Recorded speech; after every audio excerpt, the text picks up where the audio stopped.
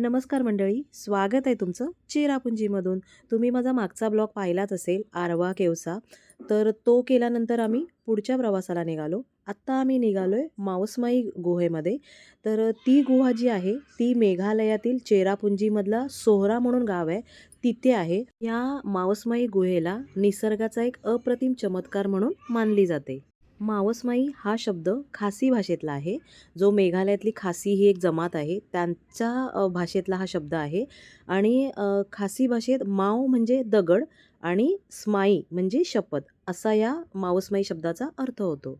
या गुहेची लांबी खूप जास्त आहे, पण आपण जे पर्यटक जातो तर आपल्यासाठी फक्त 150 मीटर अंतर त्यांनी फिरण्यासाठी ठेवलेलं आहे. ही गुहा सकाळी 9 ते 5:30 पर्यंत ओपन असते. आणि ही जर तुम्हाला गुहा बघायची असेल तर त्याची एंट्री फीज आहे 30 रुपये पर पर्सन. म्हणजे मोठ्यांची 30 रुपये आहे आणि लहान मुलांची 10 रुपये आहे.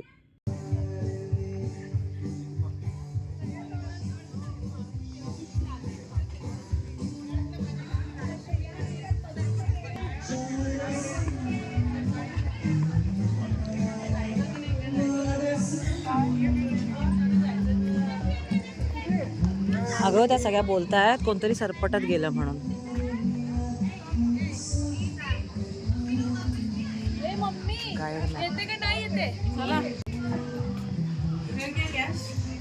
No UPI, only cash.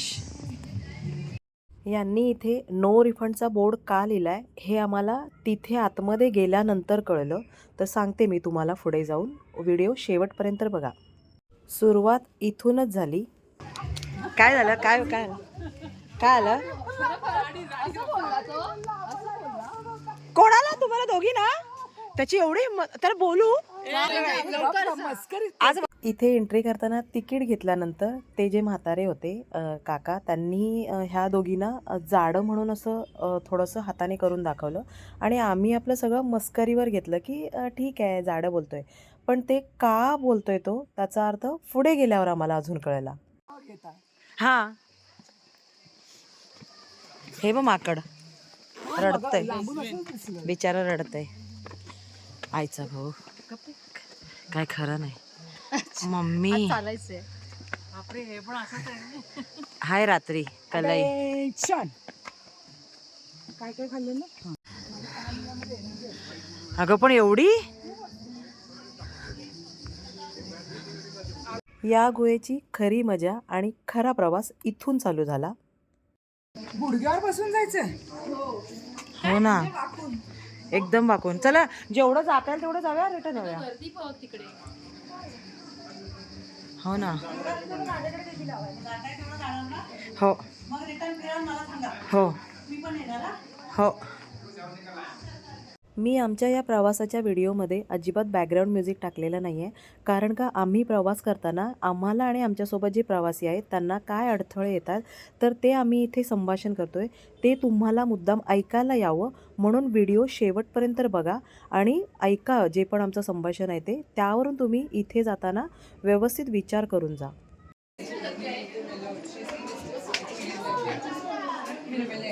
येताना इकडूनच यायचं आहे. येताना इकडूनच यायचं. दुसरा रस्ता ठेवायला पाहिजे मग ह्या लोकांनी. हा,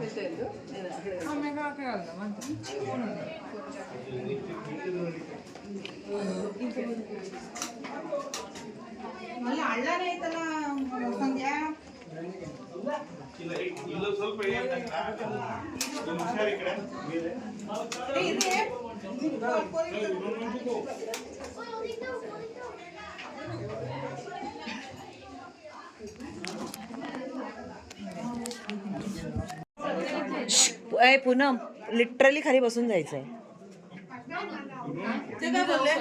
नाही, मी नाही, माझा ढोपराचा प्रॉब्लेम आहे. नाही जमणार. तुम्ही जा, तुम्ही दोघी जा, जाऊन या. तुला जायचं तर अगं लिटर खाली बसून जायचंय. ढोपरावर जायचंय. प्राजक्त तिथेच बोलली मगाशी.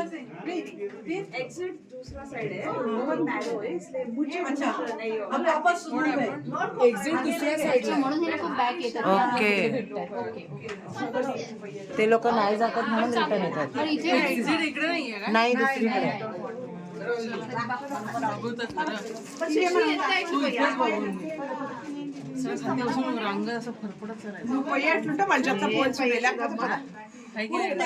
देणार आहे का? नॅरो आहे बोलते, खूप नॅरो आहे ती ठीक मागे आहे मग पडली. काकी, आपण आपलं बघूया चला.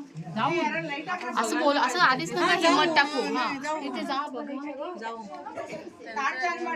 ए बाई इकडे बघ. तिकडेच थांबले काही जण, ते जे ट्राय करत असतील ना, करू देत. हा या गुहेतला मधला पॉईंट आहे. इथे थोडंसं घसरण आहे. ती एकदा तुम्ही घसरण केली तर तुम्ही अजिबात बॅक घेऊ शकत नाही, मागे येऊ शकत नाही. मग तुम्हाला पुढेच जावं लागेल. पुढे जी गुहा आहे ती एकदम नॅरो आहे. म्हणजे लिटरली तुम्हाला खाली बसून जावं लागतं. आणि जर जाडी व्यक्ती असेल म्हणजे थोडीशी फॅट असेल तर त्या याच्यातून जाऊ शकत नाही. एकदम छोटी आहे. म्हणजे खूप बारीक वगैरे असतील ना तर ते लोकं जाऊ शकतात. मग आणि तिथे नंतर कळलं आम्हाला की एक बाई अडकली होती आणि तिला इमर्जन्सीमध्ये बाहेर काढावं लागलं. ते कळल्यानंतर मी तर पुढे जायची हिंमत केली नाही, कारण म्हटलं कशाला एवढा रिस्क घ्या ना. त्याच्यामुळे मी गेली नाही, क्रांती गेली नाही, पूनम गेली नाही. बाकी आमच्यासोबत जे 2 जेंट्स होते ते गेले आणि सुप्रिया गेली होती. बाकी कोणीही गेले नाही. तर ते गेले तेव्हा मग त्यांनी हा व्हिडिओ करून आणला होता. तो मी तुमच्यासोबत शेअर करते. पाहू शकता एकदम नॅरो आहे.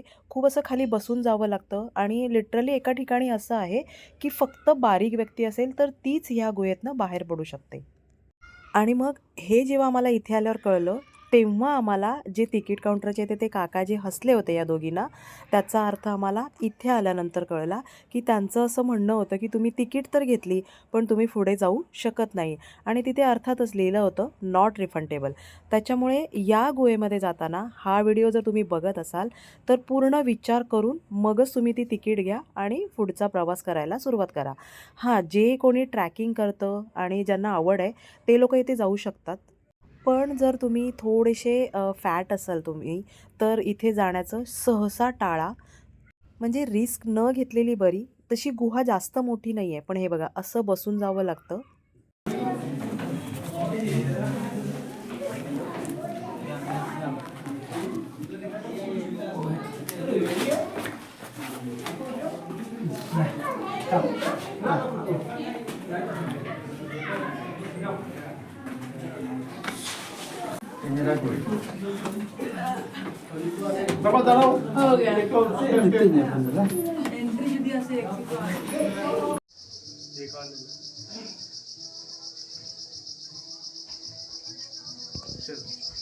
आम्ही आता निघालो पुन्हा आमच्या गाडीच्या इथे. खूप डोंगर रस्ता आहे हा इकडचा आहे बघा. खूप मस्त जंगलच आहे पूर्ण इकडे इकडे दोन्ही साईडला. आणि मधून इतका सुंदर रस्ता आहे ना, पूर्ण दगडाचा रस्ता आहे. दगड असा.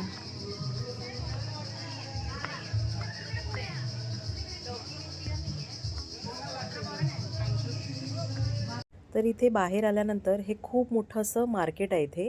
आणि म्युझिक लाईव्ह शो चालू होता. त्याची आम्ही मजा घेतली, कारण गुहेमध्ये तर जाऊ शकलो नाही. 30 रुपये तर गेलेत आमचे वेस्ट. एकच राहिलंय आता.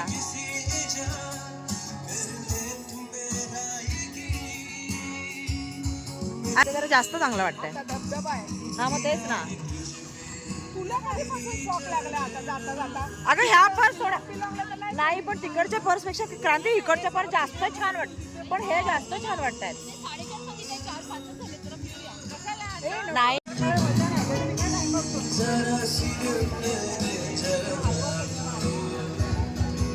नाही सगळे आले.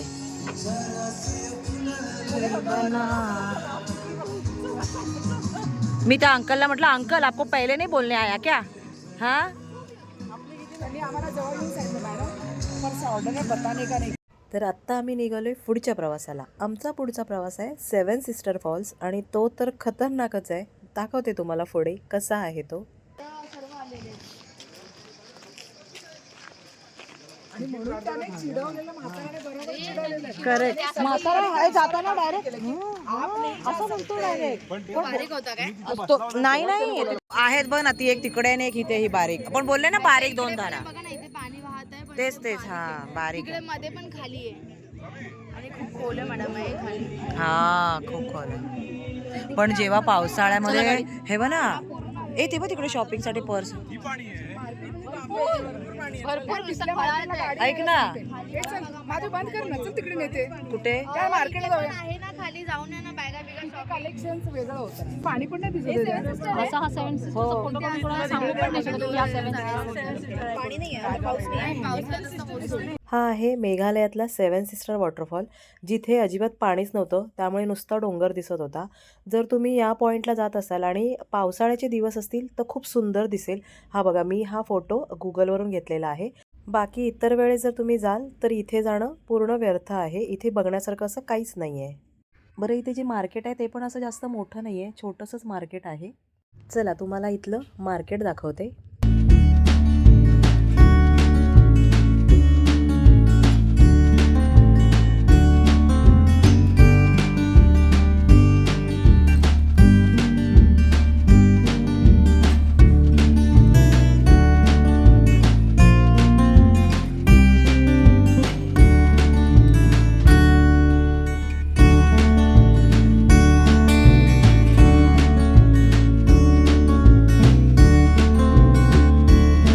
तिथे आम्ही थोडंसं फिरलो, बघितलं आणि मग आता आम्ही पुन्हा जे मौसमी केवचे आहे ते जे मार्केट होतं तिथे थोडंसं फिरण्यासारखं पण छान होतं. मग आम्ही तिला म्हटलं, जी आमची टूर मॅनेजर होती शिवानी, तिला म्हटलं की आम्हाला पुन्हा तिथे घेऊन चल. मग ती आम्हाला तिथे घेऊन जाते. आता हे आम्ही आत्ता मोसमाई केवच्या इथे आलेलो आहोत आणि आता संध्याकाळचे ना फक्त 5च वाजलेत, पण अंधार पाहू शकता, पूर्ण अंधार झाला इथे.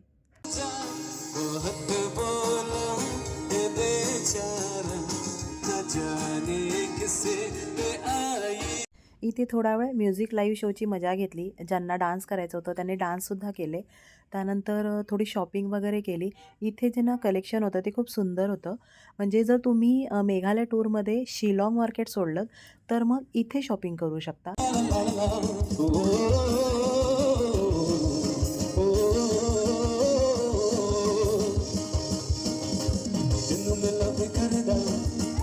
अशा प्रकारे आमची आजच्या दिवसाची सांगता झालेली आहे. आत्ता आम्ही रूमवर जाणार आहोत कारण पॅकिंग करायची आहे. उद्या आम्हाला सकाळी गुवाहाटी एअरपोर्टसाठी निघायचं आहे आणि मग तिथून सर्वजण आपापल्या घरी जाणार आहेत. अशी ही आमची मेघालयची पूर्ण टूर होती. खूप एन्जॉय केलं ह्या टूरमध्ये आणि मी आणि क्रांती सोडलं तर सगळेजण आमच्यासाठी नवीन होते, पण सगळ्यांसोबत खूप छान मैत्री झाली, एक ग्रुप तयार झाला आणि हे सर्व शिवानीमुळे शक्य झालं. कारण शिवानीच्या समर्थ टूर्स अँड ट्रॅव्हल्सकडून आम्ही इथे आलो होतो, तर तिच्यामुळे हे सर्व शक्य झालं. त्यासाठी थँक्यू शिवानी.